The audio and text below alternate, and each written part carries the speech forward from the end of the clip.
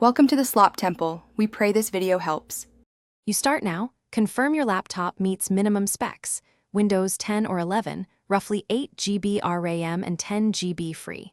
Once done, sign into or create a Microsoft account. You'll need it to activate later. Make sure the laptop is on a stable Wi-Fi connection and battery or plugged in. Then navigate to the official Microsoft download area and fetch the installer file. Run the downloaded file. This first action launches the setup routine and gets you into the main installation flow. Once the installer runs, accept the license and choose Typical for default apps or Custom to pick individual components. If you select Custom, uncheck Unwanted Apps and set a specific install path. Use a secondary drive only if needed. Click Install and watch the progress bar. This may take several minutes depending on CPU and disk speed. Make sure to avoid sleep or shutdown while files copy.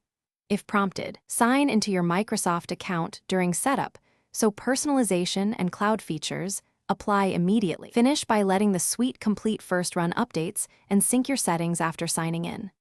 Next, activate with your product key or the linked Microsoft account. Open account settings to verify the activated status. Make sure automatic updates are enabled so security patches arrive.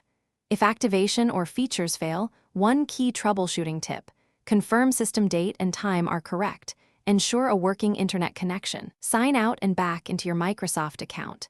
Then retry activation or run the built-in troubleshooter.